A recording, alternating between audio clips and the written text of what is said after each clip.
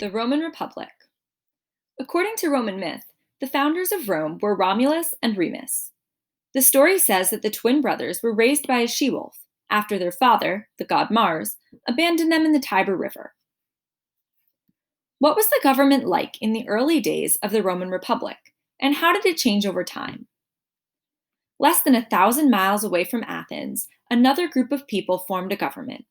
These people were the Romans. Many historians believe the first Romans were ruled by the Etruscans. The Etruscans were a group of people from northern Italy. Starting in 753 BCE, the Etruscan kings ruled Rome for more than 200 years. Like most early civilizations, the first Roman government was a monarchy.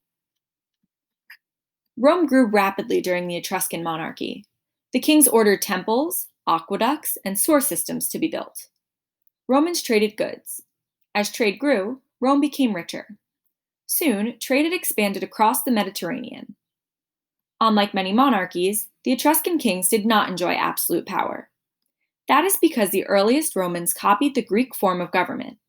For example, the earliest Roman government had an assembly of common citizens. It also had a senate composed of elders. Like the ephors in Sparta, the elders oversaw the king and could veto his actions. Primary source: Livy. Much of what we know about the Romans comes to us from the Roman historian Titus Livius, known as Livy. When he was 30 years old, he began writing about the history of Rome. He wanted to record how Rome began as a small city and grew into a giant empire. By the time of his death, his history had filled 142 books. Over time, however, the Etruscan kings ruled badly. They did not do good for the citizens. The Romans grew unhappy with their rulers. They wanted to be free of the kings. Finally, in 510 BCE, Roman aristocrats rebelled. They overthrew the last Etruscan king and forced him into exile. In 509 BCE, the Romans established a republic. The word republic means a public affair.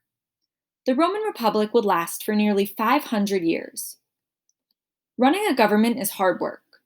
Rome needed many officials to help run the Roman Republic. This chart shows which officials were responsible for each job.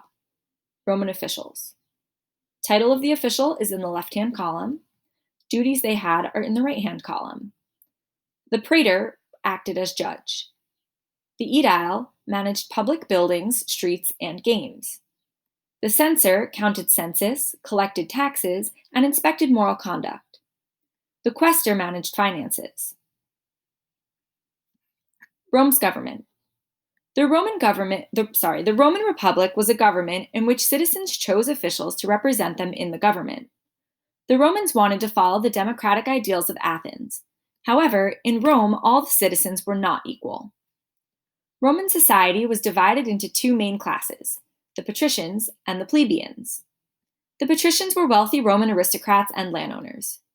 Many patricians traced their family ancestors to the founding of Rome. They often held power.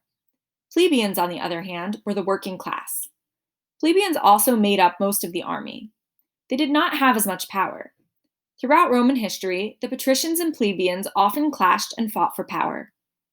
In 509 BCE, after the last Etruscan king was exiled, the Romans were concerned about one person having too much power.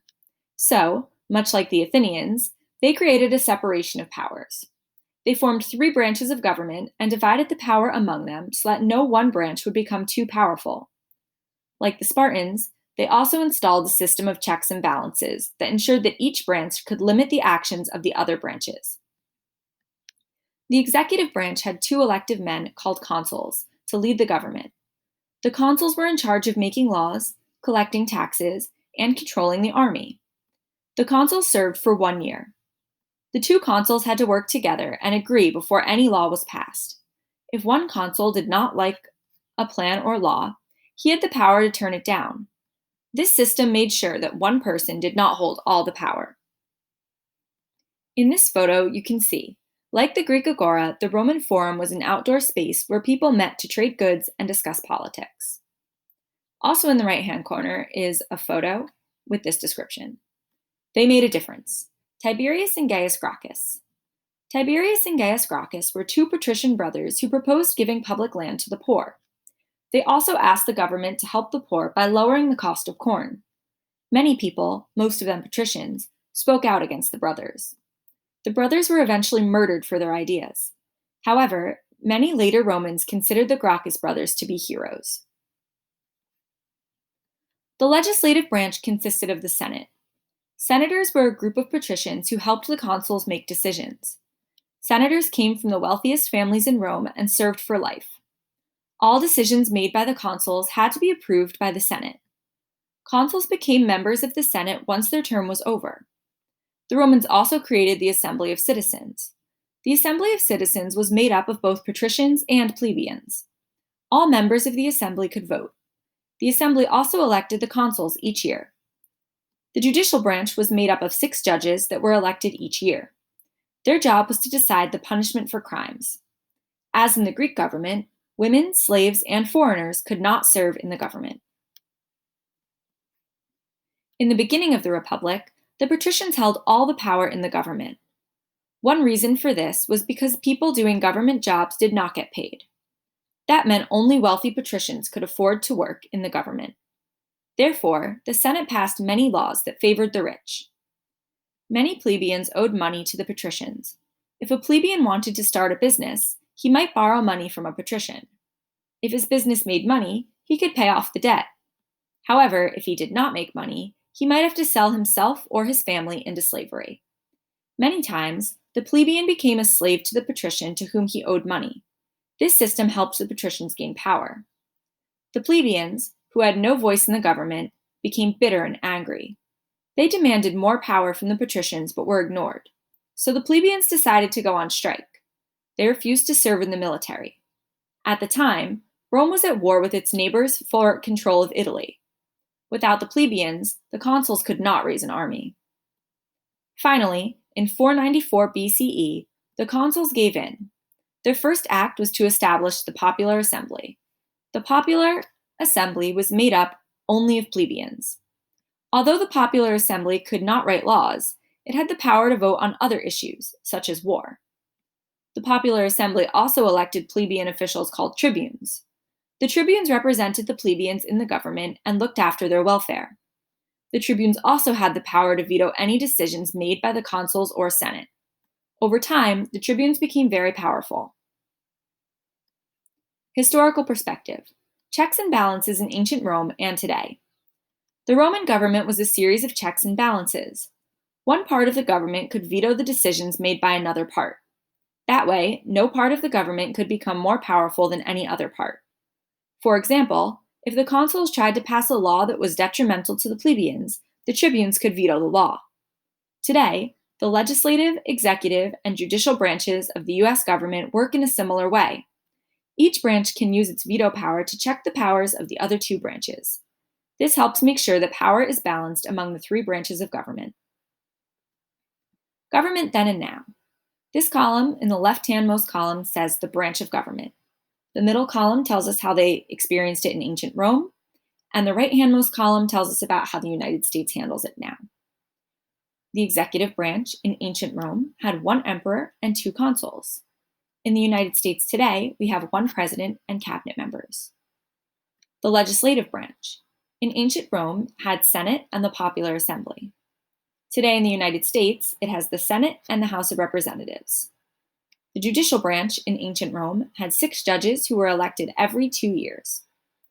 In the United States, we have 12 Supreme Court justices who are appointed for life. 12 tables. By the mid-5th century BCE, the plebeians had gained power in the government. Although they could not write laws, they made sure their voices were heard. Tribunes spoke for the people and had the power to veto the consuls and Senate. However, one area where the plebeians did not receive equal treatment was when laws were broken. Patricians who broke the law might be forced to pay a fine. Plebeians who broke the same law were thrown into prison or even exiled from the city. On the right-hand side, you can see a photo showing plebeians in early Rome.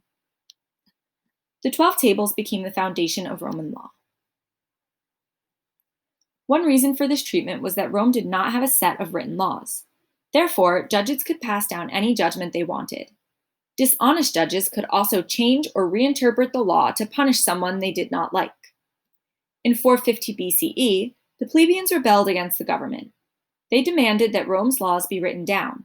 That way, all the citizens in Rome would know the law and the punishment for breaking it. The written law was called the 12 Tables. The 12 Tables became the foundation of Roman law in 451 BCE. The 12 Tables listed laws about crime, marriage, and property. The 12 Tables did not contain any new laws. The laws had already existed, but now the Romans wrote them down. The 12 Tables were displayed in the Roman Forum for all to see. The plebeian victories did not end there. Less than a century later, the plebeians reached another milestone. Starting in 366 BCE, the plebeians were given one of the consulships. This meant that the Romans elected one patrician consul and one plebeian consul each year. In addition, in 287 BCE, the popular assembly was given the authority to make laws.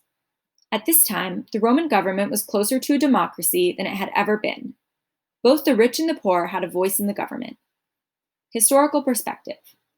The founding fathers of the United States had the 12 Tables in mind when they wrote the Bill of Rights. Like the 12 Tables, the Bill of Rights was a written document that spelled out an individual's rights. These rights include a fair trial in court and freedom of speech. Checkpoint. Make connections. What other parts of the US government resemble the Roman government presented in this chapter? Julius Caesar. As time passed, the Roman Republic became more and more powerful. Its armies conquered many lands. However, the gap between the rich and the poor also grew, and the poor grew increasingly unhappy. A popular Roman general, Julius Caesar, took advantage of this situation. Caesar wanted to rule Rome. However, many government officials thought he was too powerful. In 49 BCE, Caesar marched his troops into the city of Rome and took over the government. Caesar ruled Rome for several years and made many changes in the government. He forced the Senate to appoint him dictator for life. This title made him above the law and gave him absolute power in the government. Many senators feared that Caesar wanted to become the king of Rome. In 44 BCE, on the 15th of March, a group of senators killed Caesar. The senators hoped to restore the Roman Republic. However, what they did instead was push the Roman Republic into a civil war.